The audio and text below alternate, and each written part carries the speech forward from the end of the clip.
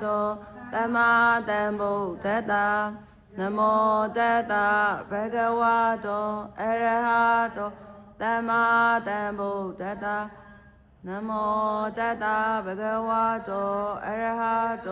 ธัมมาสัมพุทธัสสะอิติปิโตภะคะวะอะระหะธัมมาสัมพุทโธဝိသစရဏတမနောသူကတောလောကဝိရုအနုတ္တရပုရိသဓမ္မတာရတိတထာတိဝမနုဿာနံဗုဒ္ဓောဘဂဝါသွက္ခတောဘဂဝတာဓမ္မောတန်တိဋ္ဌိကောအကာလိကောဧဟိပတိကောဩပါနိကောပိစတံဝေရိတဘောဝိညူဟိသုပရိပန္နောဘဂဝါတောတာဝကတံကိုဥစုပရိပန္နောဘဂဝါတောတာဝကတံကိုညာယပရိပန္နောဘဂဝါတောတာဝကတံကိုသာမိစီပရိပန္နောဘဂဝါတောတာဝကတံကိုယရိရံစတ္တာရိပုရိတာယုဂာနိအထာပုရိတာပုဂ္ဂလာဧတာဘဂဝါတောတာဝကတံကိုအာဟုနေယောပါဟုနေယောတခိနေယောဣသလိကရဏီယောနုဒံပုညခေတံလောကတာအရဟံအစာရှိသောကိုးပါးသောဂုဏ်တော်တို့နှင့်သမဏဂတံပြည့်စုံတော်မူသော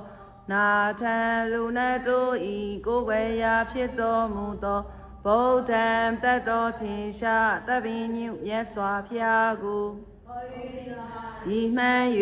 စေတိယတာဓာတုစေတိဓမ္မစေတိဩရိတာစေတိပရိဘောဂစေတိရောမြတ်အားဝန္နာခန္နာရတ္တတမနာကတံ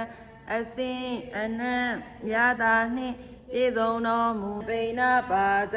ခာရဏိယဘောဇနိယဤစွမ်းခဲဝေဘောစဉ်ကိုဒေမိလူရန်ပါဤအရှင်ဖျားဣရမေဘောတုဣရမေပုံညံနိဗ္ဗာနတပစ္စယောဟောတုမမပုံညဘာကံတဗ္ဗတတ္တနံပါစီမိတေတဝေမေတမံပုံညဘာကံလဗန္တုမမတပိရောဤပုံညဘာကံဤနေဤယ၌ပြုလို့ရသောကောင်းကုသိုလ်ဤအဖို့ဘာကကု